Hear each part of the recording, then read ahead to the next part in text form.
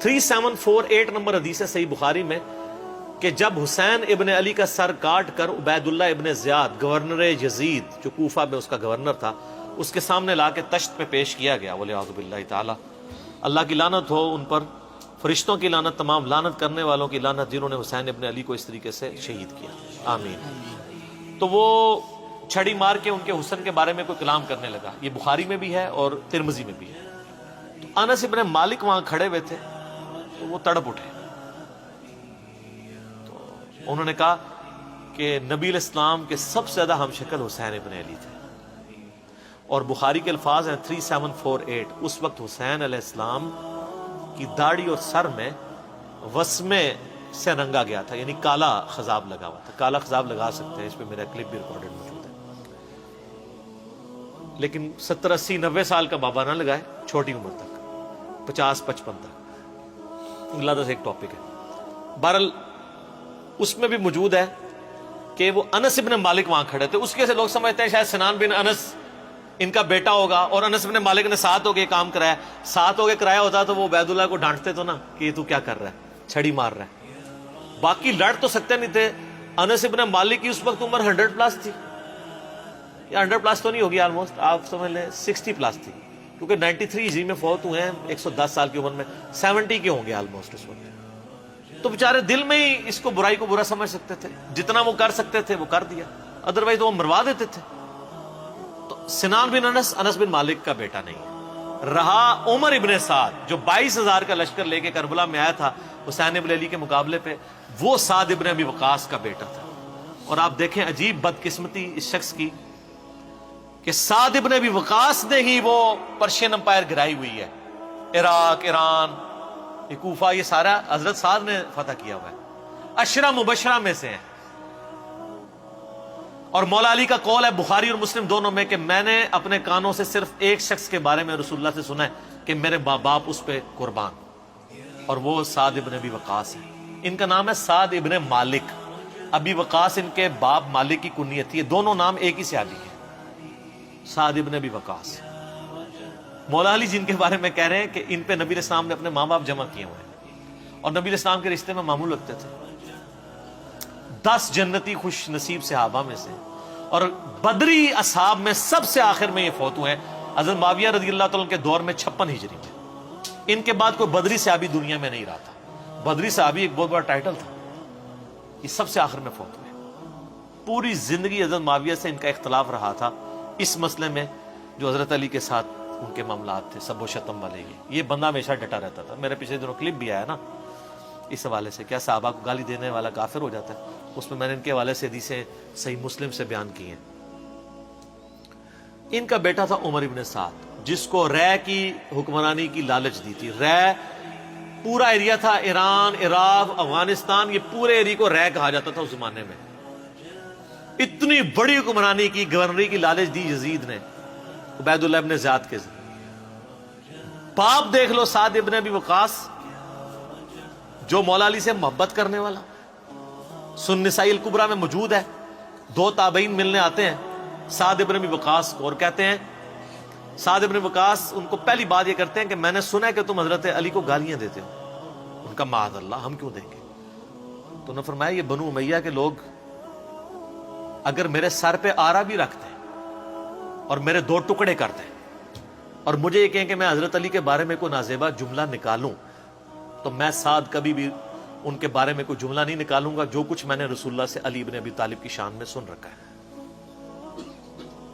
صحیح مسلم میں حدیث موجود ہے نا، حضرت معاویہ نے ان کو کہا ہمارا معاویہ نے حکم دیا، تو اس میں الفاظ انہوں نے انکار کر دیا، تو حضرت پھر معاویہ نے کہا تمہیں کون سی چیز منع کرتی ہے کہ تم علی ابن ابی طالب پہ سب و شتم نہیں کرتے؟ ان کا معاویہ میں نے 3 فضیلتیں علی کے بارے میں ایسی سنی ہیں، مجھے ایک بھی مل جاتی تو بہت تھی۔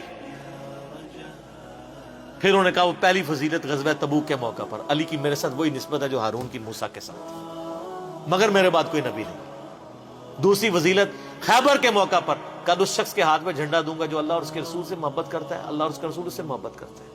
ہم پوری رات اس خوشی سے سوئے نہیں کہ کون ہوگا وہ بندہ، علی کو دیا جھنڈا۔ اور مسلم میں آگے الفاظ ہے کہ حضرت عمر کہتے ہیں مجھے پوری زندگی رشک رہے گا کہ اس دن جھنڈا مجھے نہیں ملا، علی کو ملا۔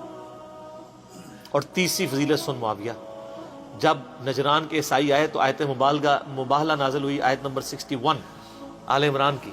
تو نبی علیہ السلام اپنے بچوں میں سے حسن و حسین، فاطمہ اور حضرت علی کو لے کے اور کہا اللہ میرے اہل بیت ہیں. یہ تینوں فضیلتیں. اور ابن ماجہ میں ایک چوتھی فضیلت بھی ہے کہ آپ نے غدیر خم پہ فرمایا تھا من کنت مولاہ فہذا علی مولاہ. میرے پاس ان میں سے کوئی ایک بھی ہوتا تو بہت تم مجھے علی کے بارے میں بات کرتے ہو. یہ باب تھا علی کا صحیح شیعہ، علی کی پارٹی کا بندہ، علی کا چاہنے والا، پوری زندگی ڈٹا رہا. اور بیٹا آگے سے کیا نکلا؟ تو کوئی مسئلہ نہیں. حضرت نوح پیغمبر کا بیٹا کافر نکل سکتا ہے. تو حضرت سعد کا کیا مقام ہے حضرت نوح کے مقابلے پہ؟ یہ بیٹا تھا عمر ابن سعد، اور اس کے جو لچھن ہیں وہ شروع سے ہی برے تھے. آپ مسلم شریف اٹھائیں نا، مسلم شریف میں بالکل اینڈ پہ نا آپ کو ایک چیپٹر ملے گا کتاب الزہد، دنیا سے نفرت پیدا کرنے والی حدیث ہے.